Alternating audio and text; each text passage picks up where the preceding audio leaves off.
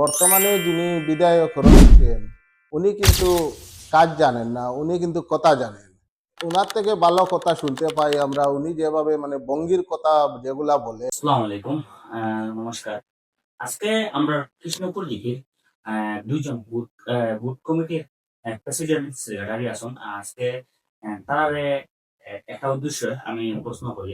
আমরা গতকালকে থেকে একটা নিউজ চ্যানেল বা বিভিন্ন পত্রিকা আমরা দেখতে পারি যে আমরা সোনাই প্রাক্তন বিধায়ক আমিনুল হক মহাশয় যে উনি ক্রিকেটার একটি আওয়াজ হচ্ছে যে চ্যানেল গুলাতে আমরা দেখতে পারি যে টাইম টিকেটের তালিকায় প্রথম নাম আছে। এই ব্যাপার নিয়ে আমি শাকির আহমদ খান ভাইয়ের কাছে প্রশ্ন করি, এই ব্যাপার নিয়ে আপনি কি বলবেন? আসসালামু আলাইকুম ও নমস্কার। আমার প্রিয় সুনাইবাসী সবার কাছে আমার অভিনন্দন, ধন্যবাদ। সুনাই সমষ্টির আমরা সব কংগ্রেসের এক সৈনিক হিসাবে কাজ করি। আর কিন্তু আমি বিভিন্ন দিন থেকে দেখি আর মানে বেশ কিছু সময় থেকে মানুষে যেভাবে মানে সভা সমিতি করডা যে আমরা একজন কংগ্রেসের বিধায়ক চাই, তো এখানে দেখা গেছে সবর ইচ্ছা বিধায়ক হওয়ার লাগিয়া তো প্রচুর মানে সবে যা যাই চেষ্টা চালাইছেন। চালানির গিয়া দেখা গেছে পরশু দিন থেকে মোটামুটি একটা নিউজ বাইর হয়েছে যেটার মানে লিস্টের মধ্যে আমিনুল হক লস্কর সাহেবের নাম। তো আমার হিসাবে অত্যন্ত খুশি ও আনন্দ, কারণ আমিনুল হক লস্কর সাহেবের মতো একজন ব্যক্তি সুনাই সমষ্টির উন্নয়ন নিয়ে চিন্তা করেন। কারণ উনি বিগত দিনে যখন বিধায়ক ছিলেন তখন উনি বিভিন্ন জায়গায় বিভিন্ন রাস্তা অলি গলি হাটে মাঠে অনেক কাজ করেছেন। মানুষ বিধায়ক হলে যে কাজ হবে না, উপরেদি সিএম থাকবে না, এই কথাটা মানুষের ভুল মেসেজ দেয় সমাজে। কারণ সমাজে কাজ করতে হলে একজন যোগ্য মানুষের দরকার, যে কাজ জানে, সে কিন্তু দল লাগে না, সে নির্দলের হলেও উনি কাজ করবে। আর বর্তমানে যিনি বিধায়ক রয়েছেন উনি কিন্তু কাজ জানেন না, উনি কিন্তু কথা জানেন।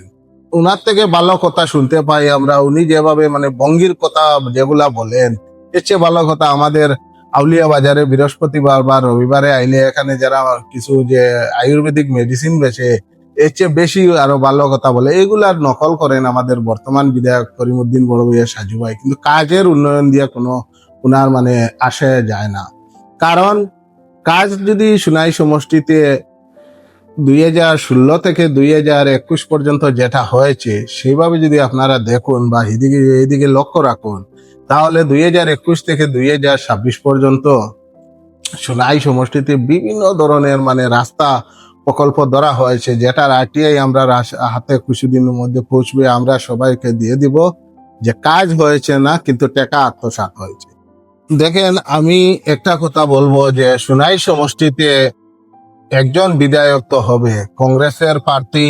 কারণ এবার ঘুরিয়ে ফিরিয়ে একই জিনিস দেখা যাচ্ছে যে আগে বিজেপি হয়েছে, তারপরে ইউডিএফ হয়েছে, এখন শুনাইতে কিন্তু কোনো অবস্থায় অন্য কোনো বিধায়ক হবে না, কংগ্রেসেরই বিধায়ক হবে। কিন্তু আমিনুল হক লস্কর মহাশয় বর্তমানে যে সিচুয়েশনে যে জায়গায় আছেন, সেখানে উনি নিজে আসেননি, উনাকে জনগণ গিয়ে মিলিয়ে উনাকে কংগ্রেসে আনা হয়েছে। এবং কংগ্রেসের যেভাবে মানে জনগণের যে সমর্থন, যে আনন্দ উল্লাস, সেইভাবে দেখা গেছে আমিনুল হক লস্কর সাহেব ছাড়া অন্য কাউকে টিকিট দিলে জিতার ক্ষমতা থাকবে না। কিন্তু দলের হাইকমান্ড সেই চিন্তা ভাবনা করে যেভাবে আজকে একটা মেসেজ আমরা পেয়েছি যে আমিনুল হক লস্কর সাহেব একজন যোগ্য ব্যক্তি হিসাবে ওনার নাম আসেছে, অত্যন্ত আনন্দিত। এবং আমরা সবাই আমরা যুব সমাজের পক্ষ থেকে আমিনুল হক লস্কর সাহেবকে অগ্রিম মানে বিধায়ক হিসাবে আমরা ওয়েলকাম জানাই বা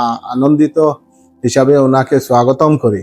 আর যারা মাঠে কাজ করেছে সবাইরও আশা থাকে দল কাকে টিকিট দিবে না দিবে, কিন্তু দল যখন ওনার নাম মেনশন করে দিয়েছে, তাহলে আমি সবাইকে বলবো যেভাবে ওনারা সভা সমিতিতে বলেছেন যে আমরা যে টিকিট পাবো তার সঙ্গে থাকবো।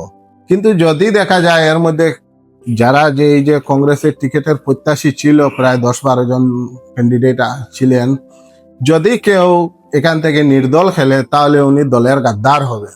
এবং সমাজের যারা বিভিন্ন জায়গায় জায়গায় গিয়ে যে সোনাই সমষ্টির 18টা জিপি ছিল, এই জিপির প্রত্যেক কোনাখানায় অলিগলিতে বসে যেভাবে ওনারা প্রচার চালিয়ে গেছেন, আমি টিকেটের 100% শিওর। আর উনি যদি কালকে বলেন যে আমি টিকিট পাইছি না, আমি নির্দল থেকে খেলছি, এখন দল আমাকে টিকিট দেয় নাই, আমি তো দলের অনেকদিন থেকে পুরানা কর্মী, সেটা কিন্তু আমরা মানিয়ে নিব না। আমরা মানবো যে টিকিট আনবো তাকে ভোট দিব, আর যে টিকিট আনতে পারবে না তার সঙ্গে আমরা নাই। আর যদি এরকম কেউ আমরা শোকে পড়ে, তাহলে আমরা ওনাকে প্রশ্ন করব যে আপনার পুরানা কথা কোথায় গেল, যে আমি 100% শিওর যদি টিকিট না থাকে তাহলে আমি যে টিকিট পাবে তার সঙ্গে থাকবো। দেখো, আমি একটা কথা পরিষ্কার বলে দিচ্ছি যে আমিনুল হক লস্কর সাহেব ছাড়া বর্তমান যিনি বিধায়ক রয়েছেন, যিনি মানুষের বিভ্রান্তি একটা মাঝে আমি ওই পরশুদিন একটা ভিডিও দেখছি যে দিদারকুশ নগদী গ্রামের জেলা পরিষদ যে কথা বলছেন যে আমাকে ডাইসে আনা হয়েছে এবং স্টেডিয়ামে রাখা হয়েছে, এরপরে দেখা গেছে এখানে মাইকিং স্পিচের মধ্যে বিজেপির ফ্ল্যাগ লাগায়। তো উনি এইরকম একটা চেষ্টা চালিয়ে যাচ্ছেন যে কংগ্রেসের মানুষকে নিমন্ত্রণ করে আর বিজেপির ফটো লাগিয়ে একটা বদনাম করার চেষ্টা, কংগ্রেসের গড় ভাঙানোর চেষ্টা। এইরকম জালিয়াতিতেই বাঁচবে না। 2 নম্বর যে প্রশ্ন, যারা টিকেটের প্রত্যাশী ছিল, টিকিট নিয়ে খেলবে, টিকিট না পাইলে খেলবে না, এর আগে আমি ডাইরেক্ট সতর্কবার্তা দিতে চাই যে আপনারা আমরা সমাজে মিলে একই মেসেজ দিতে চাই যে কংগ্রেসের যে প্রার্থী বর্তমানে যেভাবে আমরা শুনতে পাচ্ছি, অত্যন্ত খুশি যে আমিনুল হক লস্কর সাহেবের নাম এসেছে বা উনি টিকিট পাচ্ছেন, তাই আমি ওদেরকেও বলবো আমরা সাথে থাকুন এবং আমরা সাথে থাকি যেভাবে কংগ্রেস দলকে শক্ত করা যায়, এবং শুধু সুনাই সমষ্টি নয়, গোটা আসামে যেভাবে শক্ত করে গৌরব গগৈজির নেতৃত্বে আমরা নির্দলকে এলাও করবো না। নির্দলের যারা খেলবে, যদি একাধজনে খেলে, ইনকেস উনি আপনারা ডাইরেক্ট বুঝিয়ে যান যে উনি ডাইরেক্ট একজন করিমউদ্দিন বড়বইয়া সাহেবের সঙ্গে লিঙ্ক আছে। দেখেন, আমি একটা কথা পরিষ্কার ভাষায় বলছি যে আমরা যেহেতু 2021 নির্বাচনে কাজ করেছি, তখন কিন্তু এআইডিএফ এবং কংগ্রেস জোট ছিল, যেটাকে মহাজোটের প্রার্থী বলা হয়। এই মহাজোটের প্রার্থী থাকার কারণে আমরা বিজেপির সঙ্গে কোনো কাজ করছি না, আমরা কংগ্রেসের সঙ্গে কাজ করেছি। কিন্তু কংগ্রেসের সঙ্গে কাজ করতে গিয়ে দেখা গেছে ইউডিএফ এর এমএলএ কে টিকিট দেওয়া হয়েছে, কিন্তু সে সময় আমরা ঘরে ঘরে গিয়ে আমরা সুনাই সমষ্টির ভিতরে 25টা তখন জিপি ছিল, 26টা জিপি ছিল সুনাই সমষ্টিতে, কিন্তু সেখানে এখন কেটে 18টা হয়েছে। আমরা যে জায়গাতে ইউডিএফ এর এমএলএ কে বানিয়েছি, আমরা অলরেডি 18টা জিপি উনি দিয়েছেন। উনাকে আমি ধন্যবাদ জানাই যে উনি আমাদের এতটুকু উন্নতন করেছেন বর্তমান বিধায়ক। কারণ এখন আমরা আবার এই 18টা জিপির ভিতরে যাব, গিয়ে সব মেসেজ এটা দিতে লাগবো। আগে আমরা মেসেজ দিছি যে কংগ্রেস না থাকলে তালাচাবিতে দিলে হব, কংগ্রেস না থাকলে তালাচাবিতে দিলে এটা কংগ্রেসের ভোট হয়ে যায়। মহাজোটের প্রার্থী হিসেবে আমরা গিয়ে ঘরে ঘরে প্রচার করেছি যে ওনাকে ভোট দিলে ইউডিএফ এর দেওয়া আর কংগ্রেস দেওয়া একই কথা।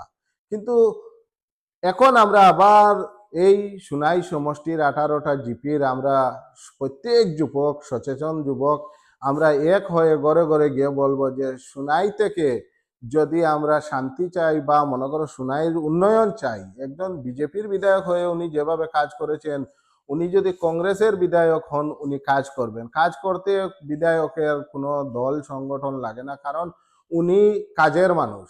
বিধায়ক বর্তমানেও আছেন, উনি কাজ করতে পারছেন না। উনি বলছেন 600টা রাস্তা হবে, আপনার একজন গ্রুপ মেম্বার 3টি করে কাজ পাবে, কিন্তু কোনো কাজের মূল্য উনি বিধায়ক নয়। এখন আমরা ঘরে ঘরে গিয়ে এই মেসেজটা দিব, বিগত 2021 দিয়েছিলাম যে কংগ্রেস মতলব তালাচাবি, কিন্তু এখন বলবো যে কংগ্রেসে ভোট দিবেন সুনাই বাঁচাও সাজুভাই হটাও। কারণ সুনাই বাঁচাও সাজুভাই হটাও যদি এটা আমরা নারা না দেই, তাহলে সুনাইটা এইরকম একদম অন্ধকার হয়ে যাব। ধন্যবাদ।